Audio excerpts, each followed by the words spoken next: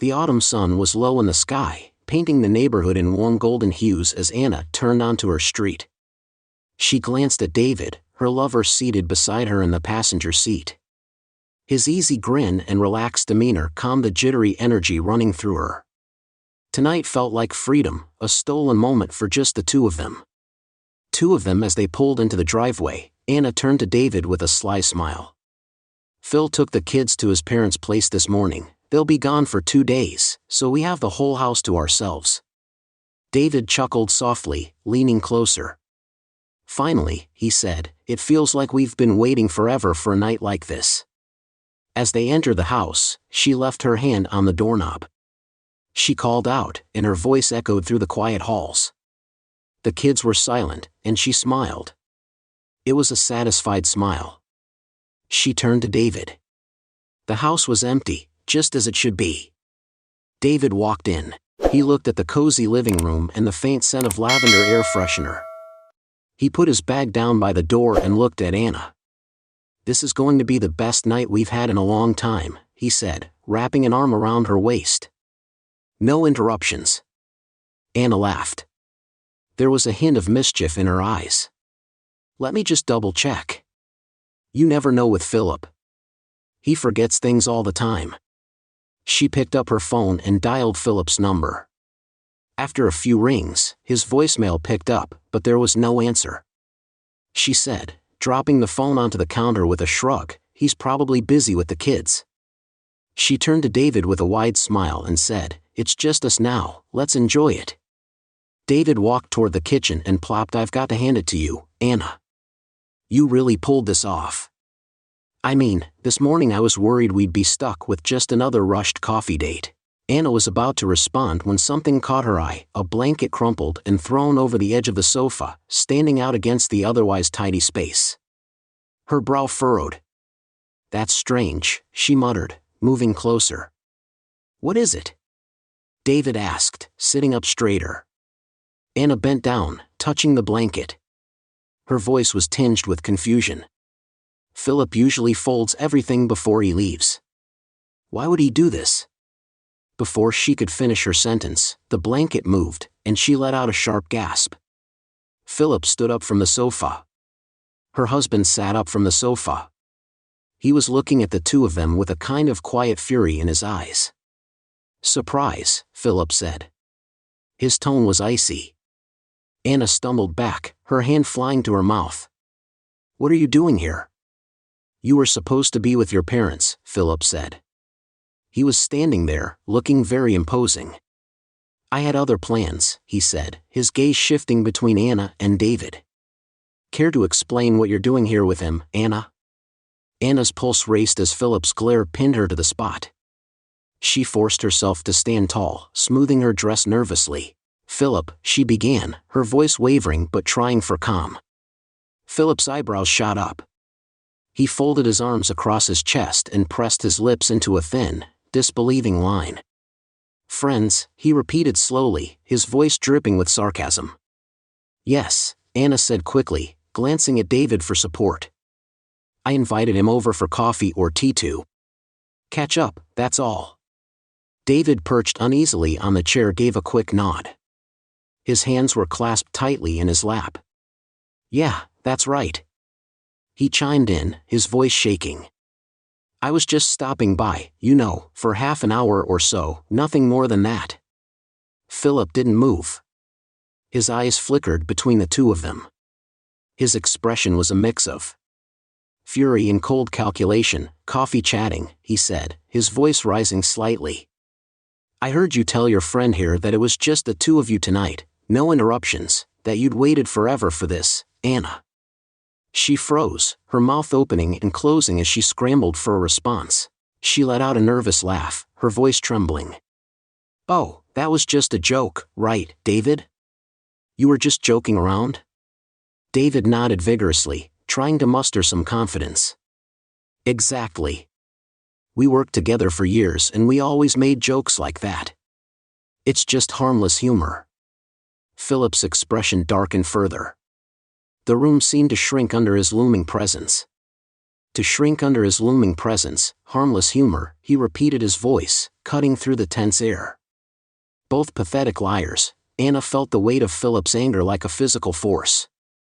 Her knees wobbled as she reached for the back of a chair to steady herself. "Please shut your mouth," Philip snapped. He moved slowly and deliberately across the room, his voice low but crackling with fury. He opened the cabinet by the mantelpiece and took out a small wooden box. Its smooth surface reflected the dim light. Anna's stomach churned with worry. "What are you doing?" she asked, her voice barely above a whisper. Philip ignored her.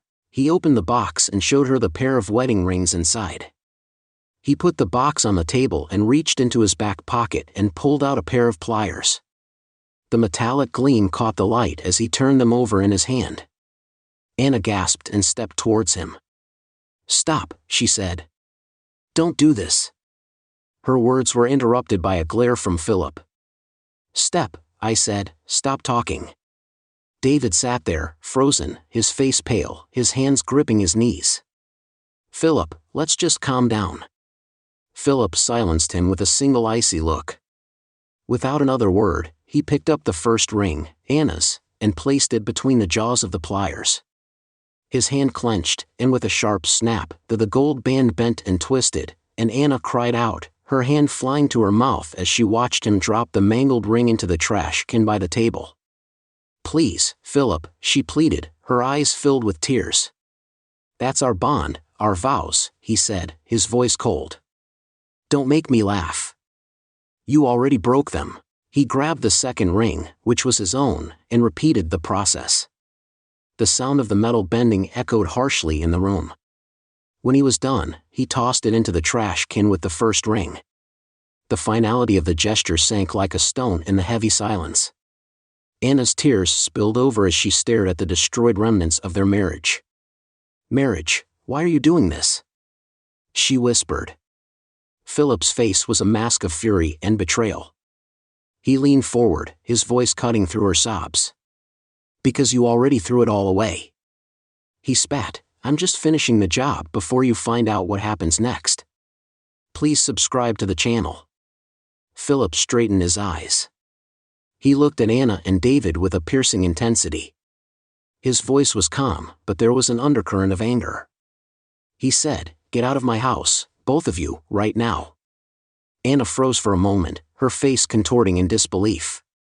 Then, the fury erupted like a dam breaking. She screamed, "You can't kick me out of my house." David raised his hands, palms out, to calm the situation. Philip said, "Let's not make this worse. We're all upset, so maybe we should just talk it out." But Philip wasn't having it. His jaw tightened as he stared at them both. "Talk," he repeated. His voice was rising.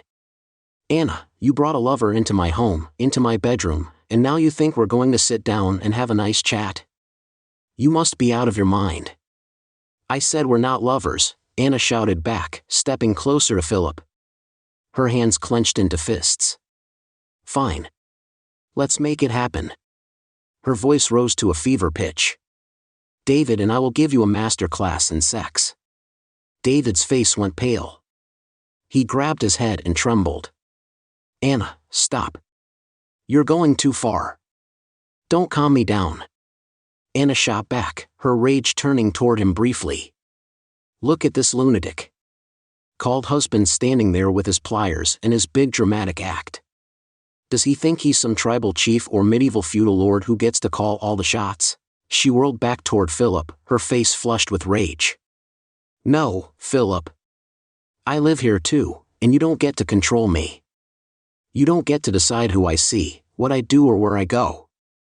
Philip's expression was cold and calculating, as if he were restraining himself with every fiber of his being. "Anna," he said, his tone like ice. "You're talking complete nonsense. Now I'm warning you for the third and final time, get out. Get out of my house and don't come back for at least a week." He walked deliberately to the closet by the door and got a baseball bat. The faint scrape of wood against the frame was the only sound in the room as he turned back toward them, gripping it firmly in one hand. The door, his voice firm and unyielding, "Leave now on good terms, tomorrow. Anna, you'll receive divorce papers. Pray to God you get off easy." David recoiled at the sight of the bat. His courage crumbling, he said, "Anna, let's go." He pulled at her arm urgently. "This isn't worth it," he said, but Anna wasn't done. The mention of divorce seemed to shock her from her rage into a cold, simmering defiance. Her eyes narrowed and her voice dropped to a dangerous whisper. "You'll answer for this, Philip. You'll answer in court for the threats, for the blackmail, for everything. I won't let this go, Philip." He didn't flinch.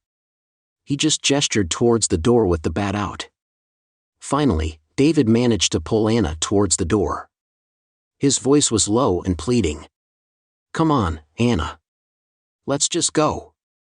Anna let herself be dragged out, but not without firing one last glare over her shoulder.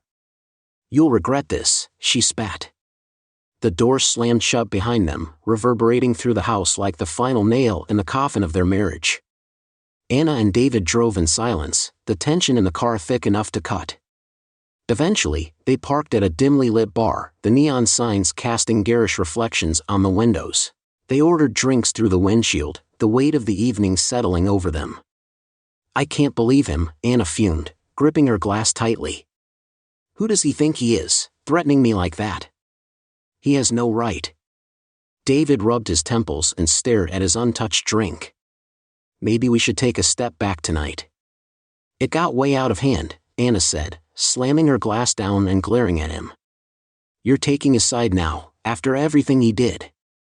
"I'm not taking anyone's side," David said, his voice weary. "I just think we need to be smart about this. Philip is angry and he's serious about the divorce. If this goes to court, you need to be prepared." Anna's anger wavered, replaced by a flicker of uncertainty. "Do you really think he'll follow through?" David nodded solemnly. "Yeah, and if he does, we need a plan."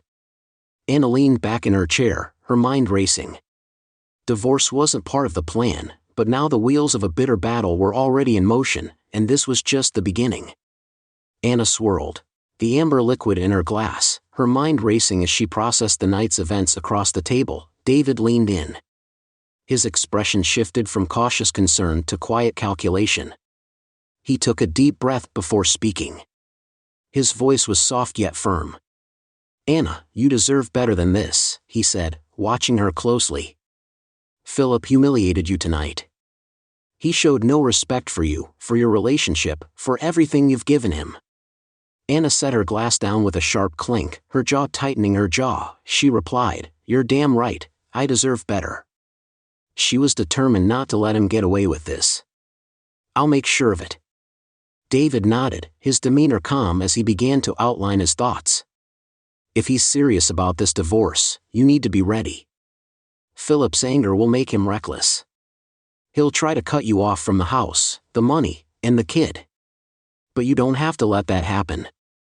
You've done so much for him. The courts will see that." Anna's eyes narrowed. "What are you saying?" David leaned forward and lowered his voice conspiratorially. "I'm saying you should fight back hard. Get a lawyer, a good one. Show the court how much you've invested in this marriage. Philip's financial success, you were part of that. If you play your cards right, you can walk away with the house, the assets, and custody of the kids." She tilted her head, considering his words. "Custody. You think I could win that?" David's lips curved into a faint smile. "Of course you're the nurturing parent. Philip's anger issues could work against him in court tonight. It's clear that any judge will see you're the stable one." Her gaze hardened, and a spark of determination ignited in her eyes. "You think I should go for it all, the house, the money?" David shrugged his shoulders, taking on a soothing tone. "Why not? You deserve it. Besides," he added, his expression softening, "if you're free of Philip and secure financially, you can finally live the life you deserve. You wouldn't have to rely on anyone." The implication was there, unspoken but clear. Anna glanced at him, her lips curling into a small bitter smile.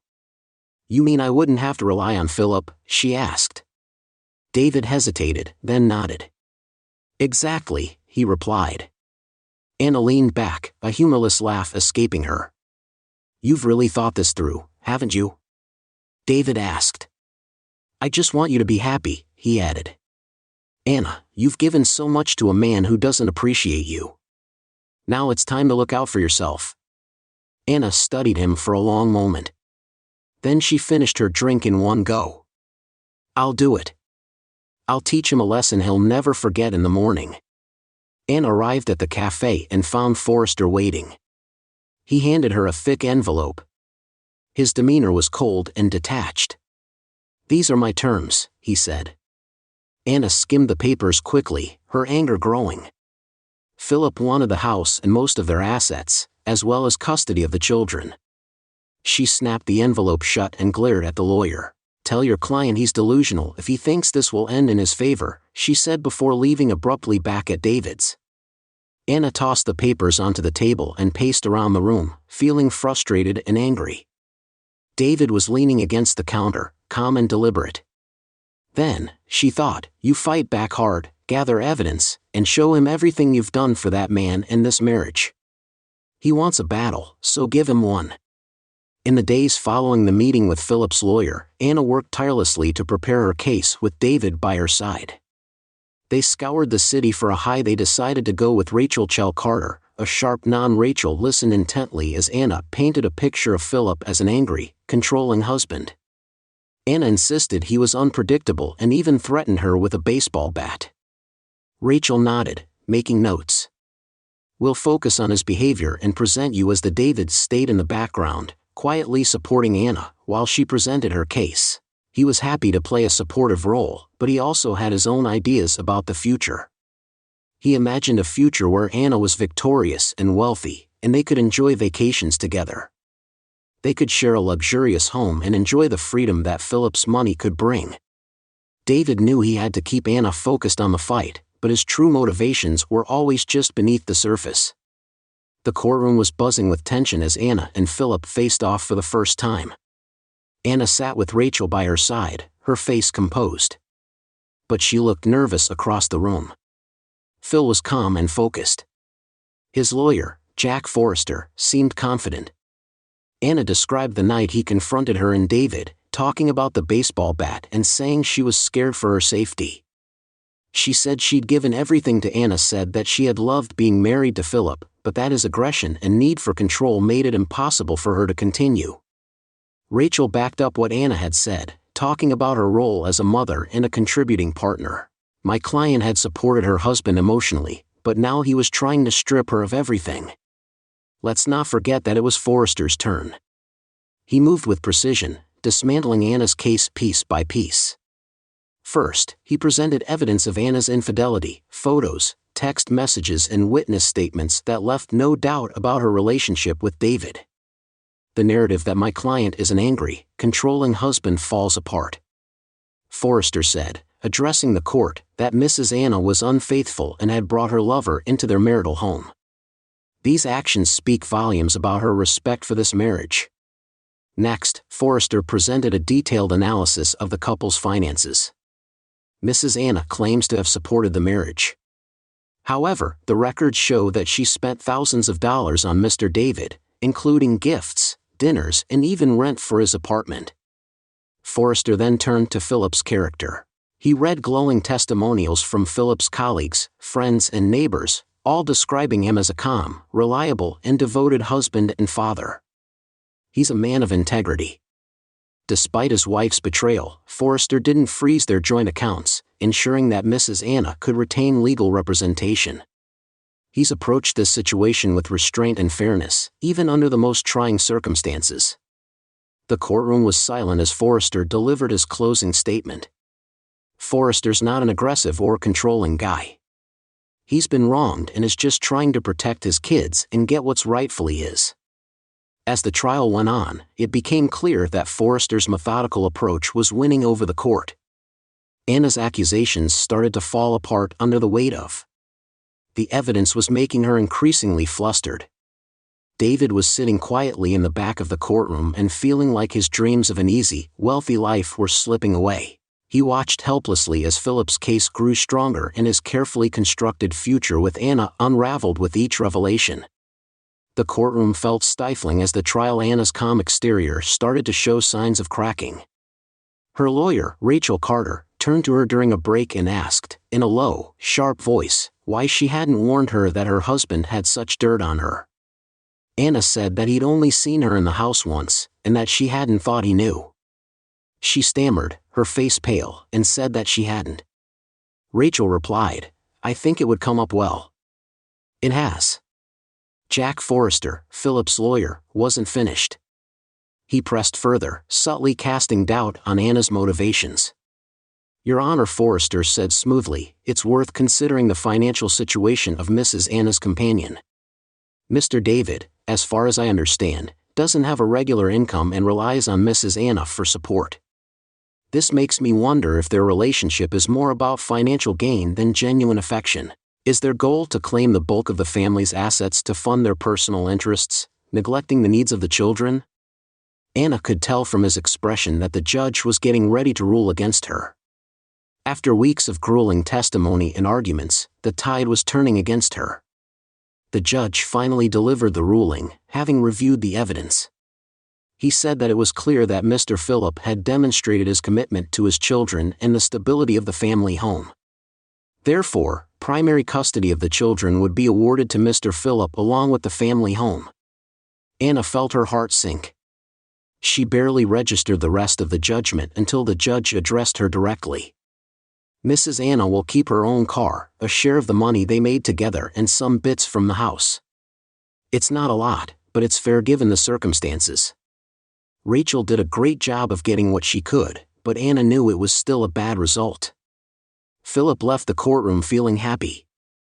He seemed really pleased with the decision, which had gone in his favor. It meant his kids would be okay and he'd be able to keep them together. Meanwhile, Anna and David left the courthouse in stunned silence. Back at David's apartment, the gravity of the loss began to sink in. This wasn't supposed to happen. Anna muttered, staring blankly at the floor. David, equally disheartened, paced the small living room. He wanted to work things out, but his voice lacked conviction. Anna sighed. Her gaze hardened, but deep down, she knew that Philip had won. The life she once controlled had slipped firmly out of her grasp. After the trial settled, Anna's life took on. Anna moved into David's small apartment on a permanent basis. Her dreams of wealth and comfort had turned into a harsh reality. The court granted her visitation rights, and every weekend she would visit her children. Her son, Philip, was true to his nature and didn't stand in her way. He made sure the children were ready when Anna came, but he avoided her entirely, speaking only when necessary. The friendly but distant arrangement deepened Anna's sense of loss. Her visits with the children were bittersweet, but she cherished the hours spent with them.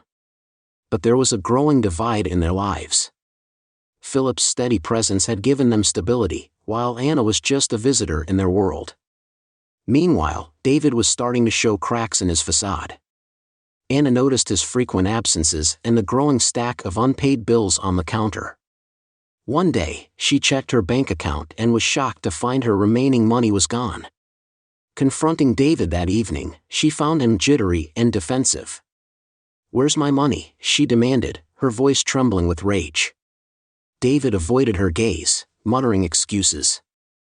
He finally admitted the truth: he had gambled it all away. "I was going to win it back," he said, his eyes darting around the room. "I just got unlucky," he added, his voice weak. It was the final blow for Anna. Her chest tightened as she realized she had bet everything on a man who couldn't even manage his own life. When David realized she wasn't going to forgive him, he disappeared overnight, leaving behind nothing but a hastily scribbled apology note. Anna was left alone, her savings gone and her trust shattered.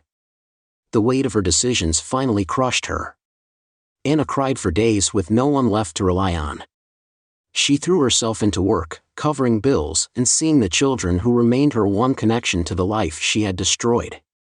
One Sunday, as Anna dropped the children off at Philip's house, she lingered at the door. Philip opened it, his expression neutral but polite. "Philip," she said softly, her voice trembling. "I just wanted to say I'm sorry for everything. I know I ruined so much and I've paid for it every day since." He looked at her for a long moment, his face unreadable. There was pity in his eyes, but also a firm resolve. I forgive you, Anna, he said finally. His voice was calm, but he added, we can't go back, too much has happened. It's better this way for me and for the kids.